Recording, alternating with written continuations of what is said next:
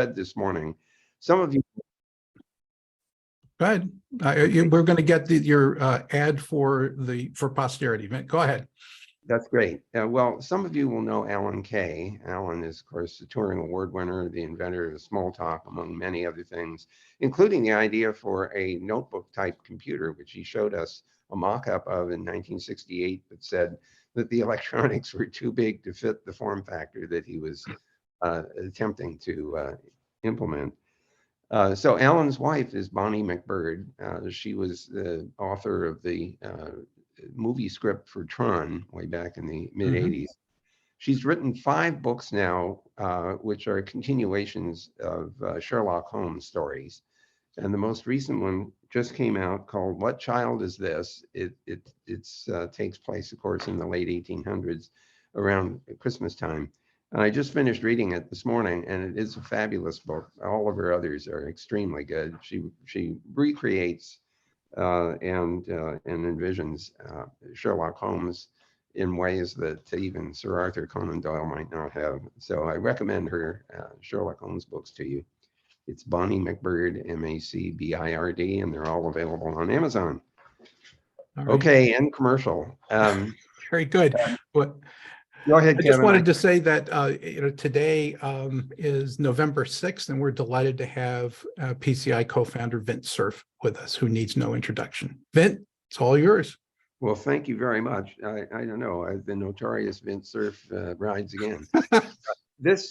Today's discussion, and I do hope you'll make it a discussion because I don't have an hour's worth of stuff to tell you, arises from a brief essay that I wrote for communications of the ACM. I invented a company which I called Acronym, but honestly, in the back of my head, I was thinking Amazon, but I thought in publication that might be inappropriate. So the company is Acronym, and what is it about Acronym that's interesting? Well, all of us know that there's been an intense feeling that companies know too much about us. They use or abuse the information that they have. And there's a lot of storm and drama around that. But I wanted to step back for just a second and observe some things about online business, which struck me as being fascinating and extraordinary and extremely useful in several different ways. So think about a company that offers products and services online. Think about the natural consequences of this online ordering of product or service. If it's a product that has to be delivered, you have to say where. And so the company has an idea of where it's supposed to send something. And because it knows where it's supposed to send it, it also presumably has available a lot of inventory information in the various warehouses where these goods are kept. So they have an idea of where they should ship it from. So they can minimize delay, for example, which will make for a happier customer. They know when you ordered it. They know what you ordered. They can keep track of orders in the aggregate. So they have some idea of the rise and fall of demand over time. They might be able to tell whether there's an increasing or decreasing demand, or maybe a seasonal demand. They know what the statistics are for the actual delivery times, because they know when the trucks have left the warehouses, and they know when things have been delivered there, because there's a lot of online information in consequence of delivery in order to tell the customer things have been delivered on the doorstep, for example. So all that stuff is available in the natural course of events. And I want to emphasize how normal it is for this kind of data to be accumulated. The result, of course, is that the company now has an extraordinary ability to analyze all that collected data and derive from it quite a bit of insight. As I say, things like seasonal demands and so on, even knowing which warehouses ought to stock what items, knowing something about which parts of the country have an interest in which kinds of products and services. All of that is data available for optimization, for example, and for maintaining inventory or removing inventory, or not ordering anymore if the demand is weakening. So there are a number of channels by which the company can figure out not only how to make its own operation more efficient, but to know something about the customers and what they might be interested in. And to the extent that they are advertising to the customers, they have this naturally accumulated information about what the customers might be interested in. Now, for many of us, there's something mildly uncanny about that, especially if we order something from somewhere, whether it's Amazon or someplace else, and then advertisements start showing up in our on our search engines and things like that. And there's something slightly eerie about that, but it's all reasonably understandable when you think about the data that's available. Mike, you wanted to jump in if you want to start the debate already. Sure. Well, the question I've always had about e-commerce sites isn't about the questions you're asking. It's about how could they use early warning of demand or problems with supply chains to make very wise investments, and particularly using options to really scoop in and make billions of dollars. I mean, you can imagine, just knowing what the hot toy is going to be in early and mid-October, for the Christmas season. I mean, that's the kind of thing that could really make a billionaire very rich very quickly if they could place their bets based on the kind of information it's really insider information. That's what it comes down to.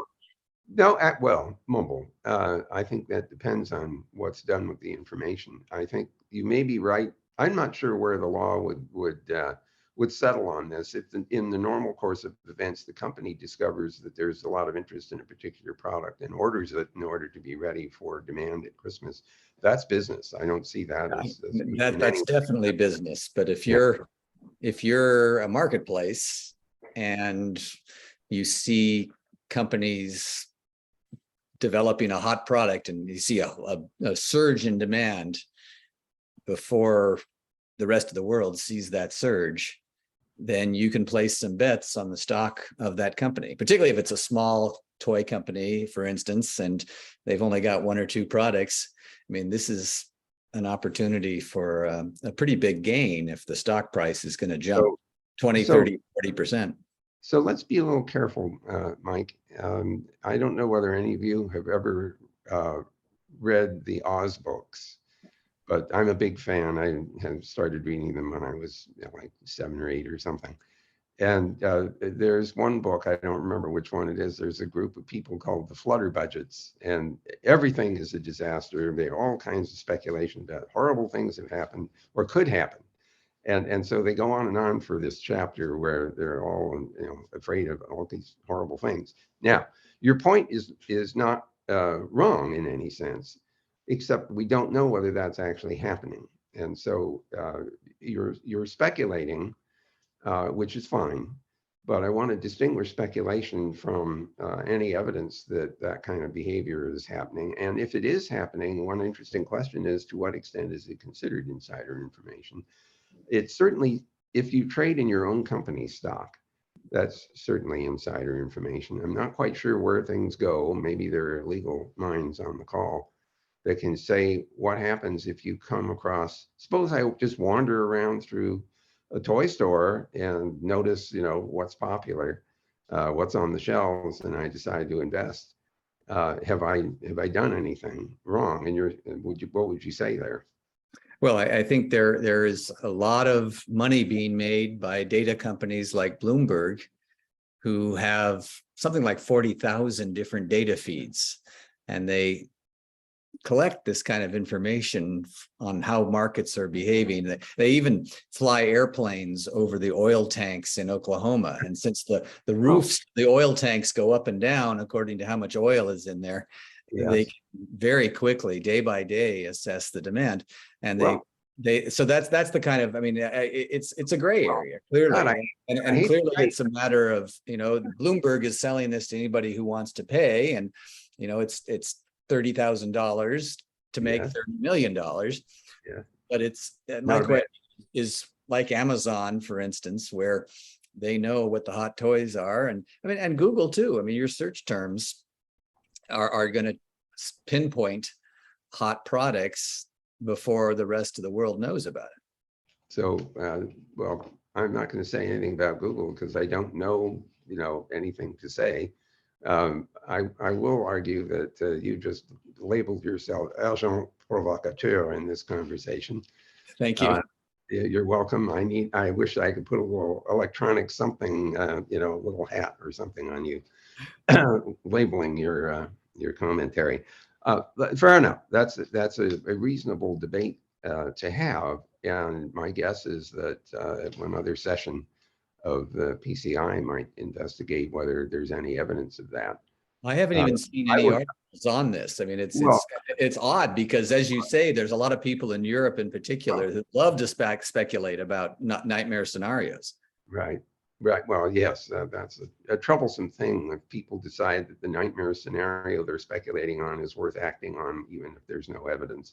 Right. Let me also remind people, now that we've basically unseated the train I was on, that we have enormous amounts of data coming from Black Sky and other sources that are, doing surveillance of what's happening on the Earth. You can be looking for potential crop failures and other kinds of things.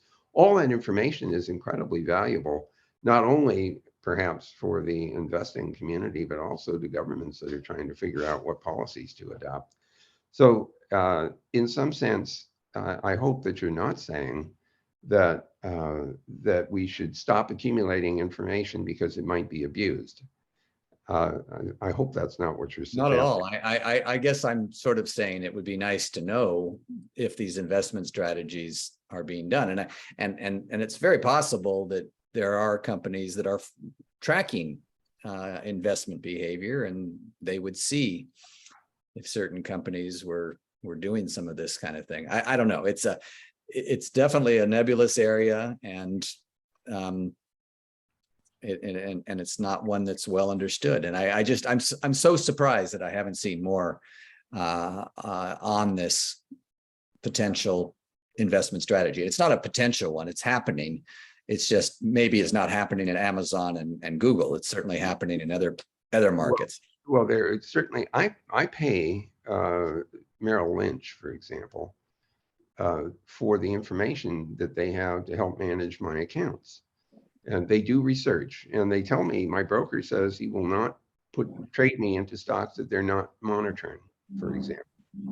I may ask him to go buy something, and he'll say, well, I'll buy it, but only because you asked me to, and not because I'm trying to suggest it to you, because unless we have somebody monitoring that particular company, we don't want to offer advice. So this is kind of, some of this is normal course of events. I noticed that the chat has already got a bunch of things in it. So let me try to, given that we're literally, it's something like 12 minutes into this call. Oh, no, I'm sorry. Pat Scannell was next in the chat. So Pat, do you want to ask a question or join the conversation? Not at all. I'd rather have Vint reseat the train. I don't want to interrupt him. I'd like to finish this. Okay. And Pat is not next, actually, because Mike jumped in the chat with Al Jazeera. He did. And then you said put questions in the chat. Then Doug jumped in. And so Doug Hewlin. Did you want to elaborate on your comment?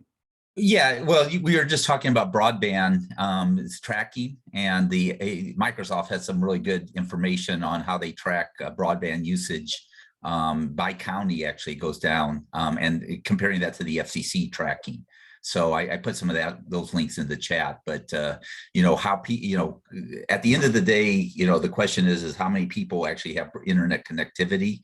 I really liked the Marconi workshop last week. I liked your talk, and they talked about equity in broadband. And so anyway, as you were talking about that, I just wanted to note that Microsoft tracks how broadband is being used per county, and where there's limitations of that connectivity. So thank you for that, Doug. Actually, let me elaborate on this for a moment. One of the things that we note is that not everyone needs broadband all the time. And in many cases, we suspect people are purchasing service that they don't actually need, or might not need as much as they think they do. Moreover, we have a big problem with the interior of the home setting. The local Wi-Fi and things like that may be poorly configured, in which case you might be buying increased access from the ISP without getting any benefit from it because the Wi-Fi isn't delivering anything to you that you want, or it's not consistent about its delivery, depending where you are in the house. So one of the big worries I have is that the data that we might collect from users is seen through the filter of local access facilities. And I even discovered at one point there was an old Ethernet switch that had 100 megabit per second limitation on it. And I was using a gigabit service and wondering what the heck. And so I had to do some tracking around to figure out how to get rid of this piece of equipment, replace it with something else. So I think we have work to do, really serious work to do, to figure out how to help people get local measurements that they can understand what to do with. So there's clearly an opportunity for PCI and Marconi and others to try to at least highlight the utility of having those measurements available. Absolutely. One comment I would say is Wi-Fi 5 modem. If you have that, you really don't need more than a 50 megabit service because you're not going to get any more benefit if you don't have more than a Wi-Fi 5. You need a Wi-Fi 6. For example. Yeah. Yeah. All very good. So and now we've got to Pat, I think. So where's Pat? Actually, Vint, I would have preferred to have given you the floor for a few more minutes and see where you intended to go with your thoughts. Don't let my questions in the chat hold us back here. Well, okay. So let me try to sort of wrap up here. What I wanted to observe is that while we're very concerned about abuse of collected information, and we should be. I mean, I don't mean to minimize that, but I do want to emphasize how striking it was to me anyway, to think about the amount of data that is naturally available. Nobody has to do extra work to produce it. It just comes out of the online environment that will allow us to not only operate companies more effectively and efficiently, but to benefit the users of those services or the subscribers to those services as well, because the system learns how to be more efficient. Where that might even drive costs out rather than inflating them. So I got excited about that, thinking more and more about businesses learning about themselves, building models of themselves. You hear the term digital, what is it called? Heck, duplicates? No, that's not the right word. It's Digital twins. Digital twins. Thank you very much. Now, boop. And this idea that your company kind of understands how it works is really quite fascinating. And then, of course, you can be measuring a bunch of parameters and asking whether the predictions of the model match what you're measuring. And if they don't, either the model's bad or you have a problem that you need to attend to. And this, of course, gets into digital cities and a city that has a model of itself as well. So a piece of me got more excited than I had anticipated about the natural course of generating information that could improve the quality of and operation of many different kinds, including think about your home. I just saw one of my cousins over the weekend, and he showed me an application that keeps track hour by hour of their use of water, because in California, water is now an increasingly precious commodity. And so the system not only figured out how much water got used hour by hour, but it also said how it was used. Like was it flushing the toilet or running the dishwasher or the clothes washer or watering the lawn, and all these things were apparently identifiable. And so you got enormous feedback about your own use of a resource which is in short supply now. And I'm imagining that there are a lot of other things like that we could just naturally do. Now, you may imagine that I'm just naive and I'm only waking up to things that all of you already knew about. but I think I have more appreciation now for instrumentation of all sorts than I did before. And I'm rather hopeful that we can take advantage of that instrumentation in order to improve the efficiency with which we use resources.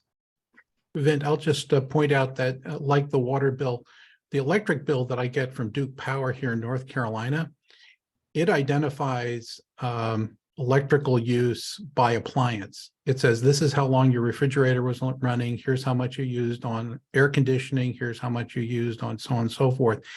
And I said, I didn't put any IoT sensors in here. How would you know that? And I think that they have some general ideas of patterns, right, that are, that ping the meter. And they say, oh, that cycle is a refrigerator, and the amount of use, says that's a refrigerator. So there's some kind of an algorithm that's calculating this, right, just out of the usage data, right? And it's very interesting. I think that's correct. Although one thing we have learned, I think I saw a demonstration at Google of an IoT monitor that basically just plugged into the electrical power supply and observed how the voltage was and the consumption, and there were signals apparently in the mains, in the wiring, that you can detect and train these things to distinguish a refrigerator from a washing machine from something else. It's probably using a fast Fourier transformation, to look at it just like, seismic signals. Very likely, very likely. So, well, it may be more than just the FFT. I mean, there may also have been something of a machine learning mechanism as well to detect various signatures. So I'm always surprised at how much information you can derive from what you would imagine to be very weak signals. To go off on a tangent for a moment, I read yesterday, I was reading about trying to understand the atmospheres of Earth-like planets off in other parts of the galaxy. And as those planets pass through, if they cross, transit the sun that they're in orbit around, you get quite a bit of information by seeing the changing spectrum that comes from the light, because when it passes through the atmosphere, it changes the visible spectrum that you're able to detect. And so you can analyze for the presence of a variety of different either elements or molecules or other things, which I find, totally amazing. So let's go back to the questions in the chat. We've got more piling up, and you could let Pat actually ask a question this time. Yeah. Go ahead, Pat. Pat, are you ready? Or mostly to engage with what Mike was thinking. I don't know that we need to debate them here, but the meta question to Vint would be, I characterize this emerging technological sophistication and complexity as almost a return to magic. I mean, very few people understand what can be done. They don't understand the consequences of what a company can do. It's hard to legislate that. It's even hard to build that as a guy who builds technology. My worry is that these get applied in environments in which the incentives are fairly fixed. They're profit motivated, or We lost you. Yeah, we fell off on the profit motivated part. Yeah. Well, the point's well taken. I mean, there's a general concern that, sorry? Oh, I'm sorry. It sounds like my internet was unstable. A, do you technological sophistication that is harder for people to understand, even those who build it? And B, do you sense that it's being used to leave people better off or just to make money for companies? Well, I'm sure that there's some profit motive there. Run the company more efficiently is generally not a bad idea. Another possibility, of course, is to enable employees to be more effective than they might otherwise have been, because they understand the business better because of the analysis. I think that Mike's points about potential abuse should be taken seriously. There are several different kinds you can imagine. One is the stock market manipulation, if you like, But the more interesting one might be benefiting the company, but not necessarily benefiting the consumers who rely on the company. I have been very worried about the use of machine learning in an attempt to make things more efficient, to analyze things, with the possibility that that which the machine has learned turns out not to be an accurate representation of what's actually going on. And so decisions get made that are in fact a mistake. I'll give you an example from some time ago. Many years ago, my wife had a bread baking project during the winter months, so we could store things in the garage since we live in Virginia, and they didn't flour and other kinds of things. They didn't have to carry them down into the basement because it was cold. So anyway, she was baking large amounts of bread, and among the things she made was cheese bread. And so I would show up at the store, early in the morning, and buy often significant quantities of cheese. So there was a run on cheese bread, and I went in and bought, I don't remember, like 40 or 50 pounds worth of cheese. And, the guy at the checkout counter looks at me and says, well, that's a lot of cheese. And I said, well, we have mice. And, I went on my merry way. The next week I went back to the store, and the cheese counter is overflowing with a pile of stuff. And so I bought my normal quantity and went to the checkout stand, and I said, wow, there's a lot of cheese over there. And he says, yeah, some nut bought a pile of cheese last week, and the automatic ordering system thought there was a run on cheese, so we ordered triple the normal. So there you go. I do have some concern about over dependence on these kinds of algorithms, and that's not just machine learning. I mean, let's be honest, it's software that people write and don't necessarily test carefully or don't monitor. That has bugs in it, which lead to a variety of potential hazards, including invasion of privacy and who knows what else. So I'm very worried about quality of software in general, not just machine learning. And I do worry that we have to have some kind of a feedback loop. Now, whether we need to have external observation, I think, depends a lot on the nature of the software and the application for which it's intended. So as an example, if you're writing software for a robotic operating system, like, I don't mean self-driving cars as much as I am thinking about literally surgical systems like Intuitive Surgical and the Da Vinci system, you can imagine wanting to have pretty good scrutiny of the safety of such a system. And so the code ought to get careful evaluation and analysis. If, on the other hand, you're just trying to figure out, how to make your inventory work better, perhaps that doesn't require nearly as much external scrutiny as the others might.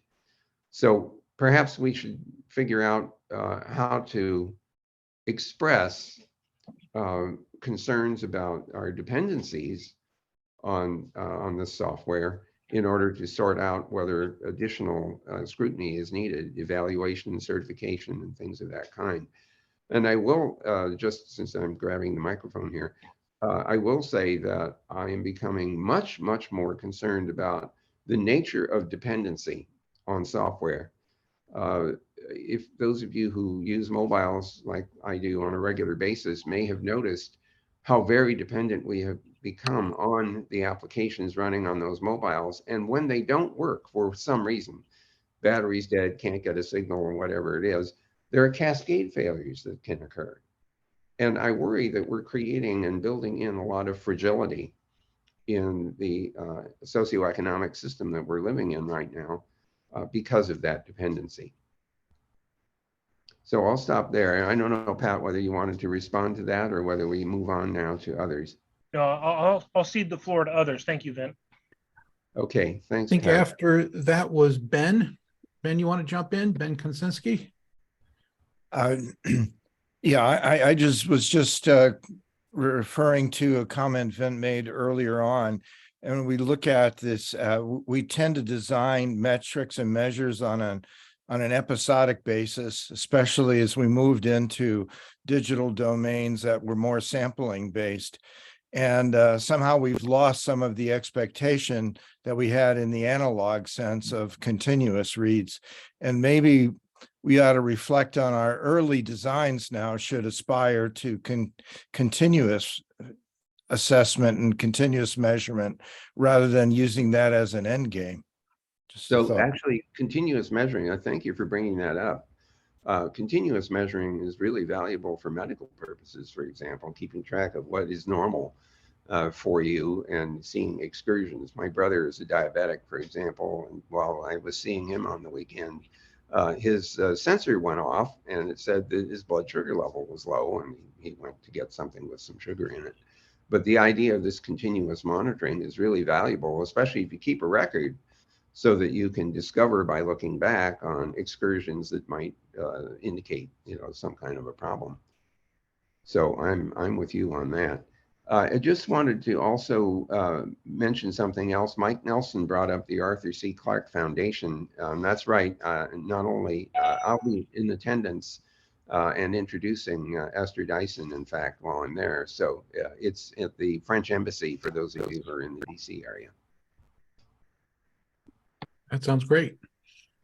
And Divya is next. I just wanted to point out that, for observation, one of the things that Sony and some of the consumer electronics companies used to do in Japan is they'd make very limited quantities, like prototypes of devices, and put them in Akihabara to see if anybody was interested in them, right? And they would, determine, by how quickly those prototypes leapt off the shelves, whether they should start a program. And there isn't, that kind of rapid prototyping happening right now. It would be interesting to see whether there are digital equivalents to that kind of experimentation. That's fascinating.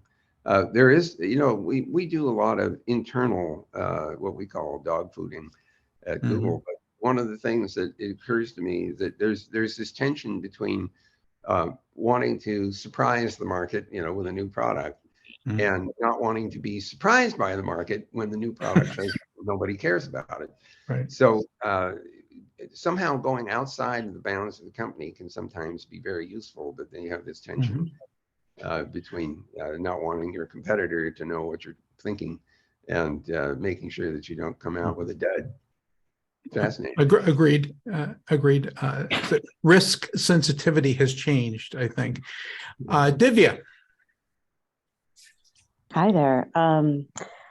I think my comment might be fairly self-explanatory, but I guess there is an incredible wealth of data coming from these IoT devices. And the question for me is whether or not these devices should be connected and networked in the cloud, and who has access or permission to this data. And I'm with you, Vint, and with everybody on this call that, this continuous stream of data can be very, very useful. By the way, I used a continuous glucose monitor myself, and I'm not diabetic, just so I could create almost a precision health journal for myself and figure out what about my own circadian cycle would spike my own sugar, what could I eat and what could I not eat? How did intermittent fasting affect my life? How did it affect the way I was feeling? I learned a lot about myself. I'm still not even pre-diabetic, but I suspect learning that much about myself helped a lot, and I do it periodically. But to the point of, for instance, Duke Energy having all this data, and I'm certain whether they're using FFT or just applying machine learning algorithms to extrapolate from the energy signatures, for instance, from your home. I mean, that's pretty concerning to me in general. And I'd like to see architectures in which data at the edge is actually empowering the end user, the data producers themselves, rather than just the companies who are collecting this data, often without their knowledge. And so I'd like to see a lot of, differential privacy and permissions and user-centric control. There are a lot of different systems that might achieve that, but one, educating the public that these systems exist, and getting companies to release some of their control of data at the edge. Those are two very difficult things. The final thing I'd like to see is a system where we can ask a number of simple questions of users at the edge. so that we can understand what their preferences would be and when they would want their data collected, how they want it to be used, whether they want it to be monetized, whether they get to monetize or transact with that data, and create almost an IRB for data being produced at the edge, so that we can give users a little bit more say about how their data is used, either by companies or academics, or by the government, or by they themselves. So I'm sure that you'll find a lot of resonance with that view. One very simple and obvious thing we might argue is that if the data is collected, it ought to be available to you too. And if it isn't, 100%. yeah, so I mean, that might be a start at trying to change the way things go. By the way, I should point out that there's a funny conflict. If a photographer takes your picture, the photographer owns the picture unless you paid the photographer to take the picture, in which case it's work for hire and you own it. So it's a very funny situation where ownership of data could be debated depending on who authorized it and who pays for it. And no, that's actually very true. And it's interesting because your likeness is a piece of biometric data. And I'd like to see us have a healthy debate as a society about whether the breadcrumbs that you leave about yourself, biometrically inferred data like this is something that you ultimately have control over. Because, in the past, if a photographer took a picture of you, the implications for you as that data producer, i.e. the likeness of your face, were far less than today, where you could be digitally twinned and deep fakes could be developed, or that data could just be taken to make inferences about you and how you interact with products in your environment, et cetera. So I think we're in a new age, and we need to be having a more robust debate as society about data ownership in that way. Well, what we are discovering is that information which has been around for a long time, photography been around for quite a long time now. But what has happened is that our digital technology has allowed us to do with that which we could not do before. And the consequences of that may very well be a different kind of social contract that needs to be enacted that takes into account exactly the fact that we can do things with this data that, as you suggest, we couldn't do before, deep fakes being an example. The entertainment industry is delighted with these capabilities because it allows them to create environments that otherwise couldn't be feasible, including injecting actors long dead into an entertainment because we're capable of making them alive again. So this is just a fascinating time to be alive, but also a perplexing one, I think. One of the most beautiful performances I've ever seen was at the Blue Note Cafe in Tokyo with Natalie Cole singing with her dad. Yes. Nat had been dead for a long time, but that duet was, a tearjerker. It was great. Yeah, exactly right. Let's keep going. Okay. I think we have Tom Ye. I may pronounce your name wrong, sir. No, Hey. Yeah, no, I actually like the ideas about the feedback loop, right? And it just as I shared in the comment, most of us don't even know what's being captured and the data that are being captured, and then also capturing the right, capturing the right data, right? It's actually very important. Otherwise, especially in today's age where we're just swimming in the pool of lots of stuff that it's just impossible to know what's relevant and what's not. So here's an interesting point, Tom. What we don't necessarily understand is whether the correct data is being collected or whether the inferences are correct from that data. And so we may be subject to treatment. I'm not thinking about medical here particularly, I'm just thinking just generally interactions with companies. It's conceivable that because of the way the data is collected, that their model of us is bad, in which case we don't get benefit from it at all. We may get wrong actions. So we should care a lot about the quality of the data and the models that are being used to theoretically serve us. Yeah, I agree with what you just said, right? But the key is, I mean, for the data that I do not want people to know about me, then I would want them to collect bad data. But let's say if the data that actually will impact me, you know, I would want to know before the person collecting does. What you're suggesting that what we should do is inject misinformation into the channel for those systems. Yeah, maybe exactly. that- Maybe that's the right solution, right? Because if you can't protect it, might as well just confuse the hell out of the system and just. It's just a whole new. This is a whole new business being invented. Yeah. As technology comes along, new kinds of opportunities arise, and I realize I'm chewing up time here, but I can't resist. This virtual reality stuff, of course, is having a big play. You know, VR and the metaverse, and mobile 3D, goggles. And I'm sitting here thinking, if we were trying to do this with 3D goggles on, everybody would look like Darth Vader.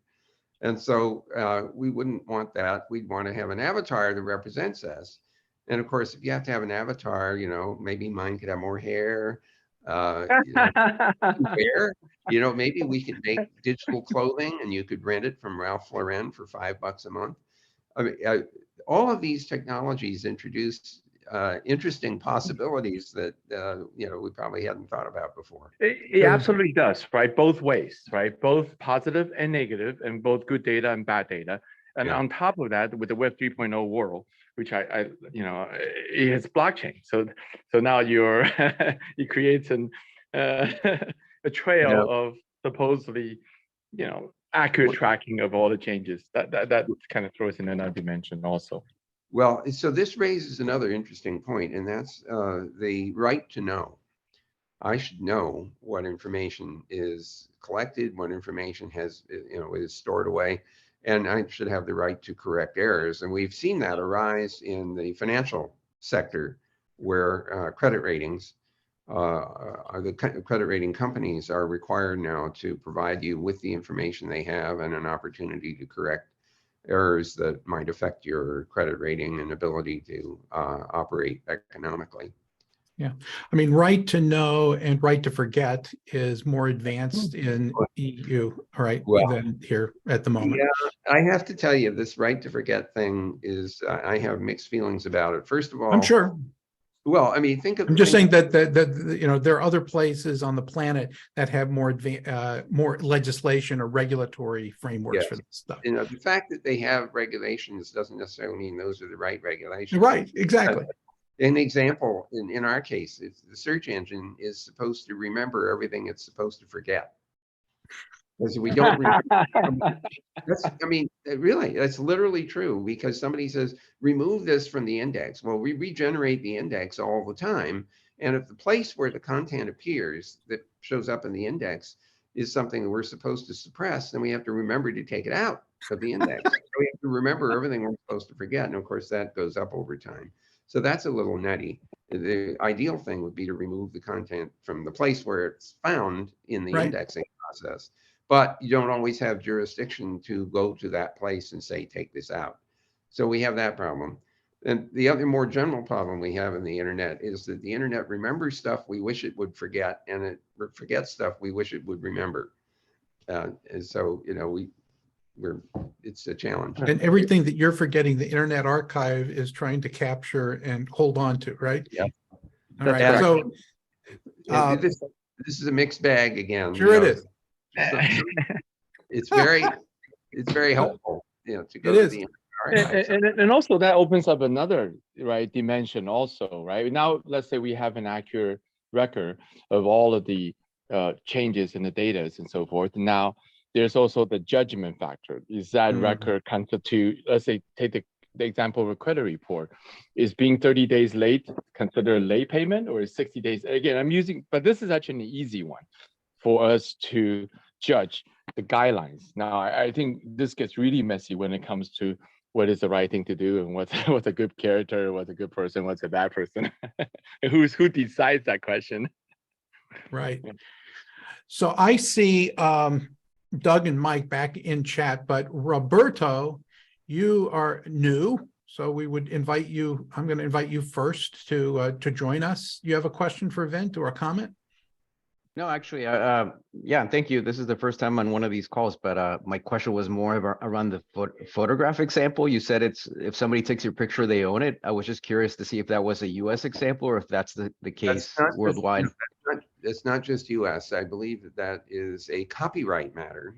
And we all tend to have adopted what's called the Berne Convention. So I think the answer, I'm no expert here, but I believe the answer is in most other countries that the party taking the picture or drawing the picture or what have you owns that, unless it's been contracted for, in which case that was an agreement between the artist and photographer and the party who paid for it. Okay, thank you. So Mike and then the Doug. I think Mark Mike, was do you next. have anything? Go ahead. Wait, isn't Mark Prensky next? Hold it. Well, I may have just fallen behind. I and put my hand up with a real quick question, Vint, and I have to apologize. I have to drop off in about 5 minutes. But my question is this: the big tech players, Google, Amazon, Facebook, Twitter, they get a huge amount of attention regarding data protection and what they're doing with data. But the data brokers are using much of the same data and combining it in very clever ways to, in many cases, dig much deeper into my inner psyche. Why don't we ever hear about these companies? Some of them have names that the average person has never heard. I'm so glad you brought that up, Mike. I have similar concerns. The data brokers are just astonishing. I mean, lots of information about your use of drugs. I don't mean, illegal drugs, but just, the things you acquire from the pharmaceutical companies, from the drugstores. That information is sold to other people. And it's astonishing. So I'm glad you rang the bell on that. We probably should spend some time at PCI looking more deeply into that, because I think that there are real serious potential hazards there. Thanks. Or real ones. So thank you for bringing that up. Yeah. And Vint, you're right. I in scrolling, I didn't see Mark's question, which is quite extensive. That's probably why I missed it. Mark, unpack, please join us. Hi, everybody. Can you hear me? The question that I'm always concerned about is this just the data exists, the world exists, everything about me, whether I'm sick, whether I'm well, that exists. And so all we're really talking about here is consensus and regulation of what we're allowed to share or do or when we collect it. And I wrote in my comment, there's a whole raft of different things that we can do. To Vint's point, we're dependent on shelter. We're dependent on electricity. We're dependent on lots of things that were invented in the past, and we deal with them in different ways. Is this just another case of that? Well, I think a lot of what you're saying is true, Mark. All of that data exists as a consequence of the way in which our world functions now. And as it continues to move in this direction of digital and online operations, more and more of that data will continue to exist. I think there is a reasonable concern here about transparency, for example, and disclosure. The fact that the data exists as a natural consequence of the way things work doesn't necessarily mean, therefore, anyone can use that data for any purpose that they choose. And I think that's the place where our concerns arise, and that's the transparency of the way of what data is collected, what is done with it, and whether it's shared or not, whether you have any control over that, all of which, it seems to me, needs to be thought through. A digital social contract is we need a 21st century Rousseau to suggest what that digital social contract should look like. I agree.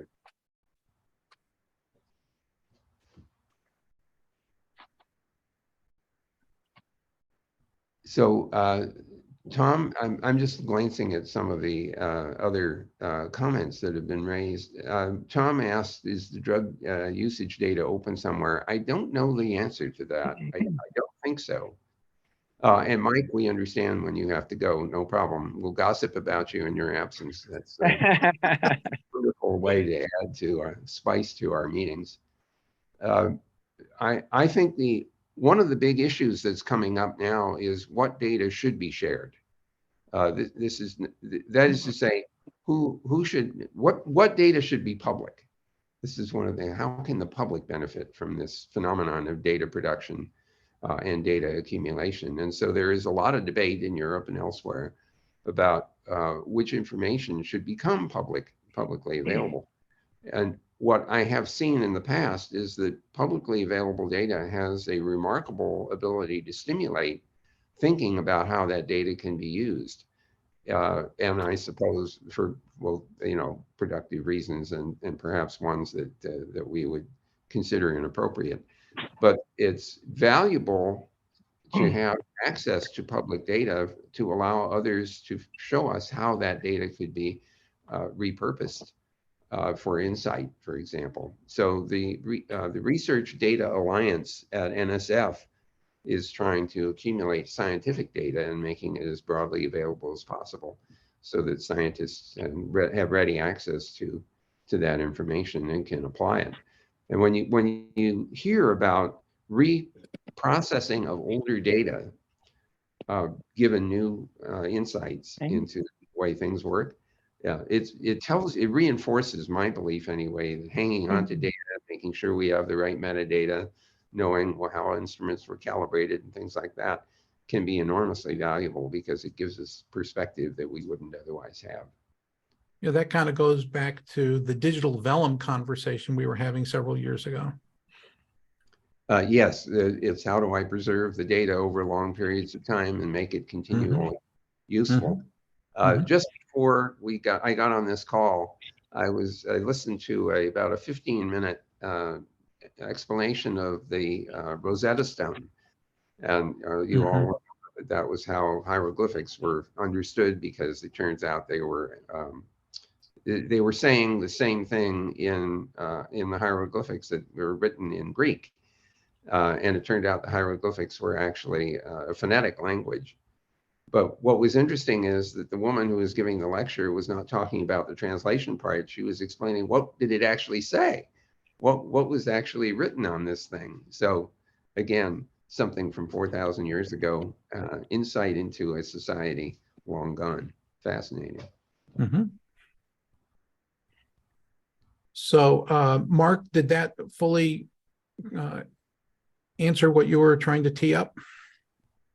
I just comment, I like the idea of a new social contract. I think that's right. The question is, on a planet of 8 billion souls, is that possible? And that's, I guess, what we're struggling with. Yeah. And I don't have a really good answer for you, except to say that people like this group should be thinking about these questions and sharing, any conclusions that you might reach. I see Divya has got this funny thing. I provide a lot of bad data to companies when I'm forced to register for services. Yes, I appreciate that. I remember, what was it? What was the hardware store that Radio Shack? They used to ask me for my name and address or something when I bought something for cash. And I said, I'm not telling you anything. This is cash transaction, buzz off, many bad words. Yeah, thanks for asking. Yeah, right. And exactly. and you see the outcome of their customer intimacy is they don't exist anymore. Yeah, well, yeah, that's, I don't know whether that's because of the I'm just saying, or something else though. It was just an indicator. Yeah, it's too bad. Yeah. I used to value being able to go there. I think Tarian, you get the last word because it's at 12:29 and counting. Yeah. All right. I hate to be the more pop culture person in my questions, but I believe it was John Oliver had a segment where he used the data brokers to buy a subset of data that was kind of targeted to politicians, because kind of like when the air traffic controllers were on strike and they didn't care until they had to go on vacation, then they started to care about it. And then he identified several politicians that looked up certain things that were rather embarrassing. What are is a two-parter. One, what are your thoughts on this?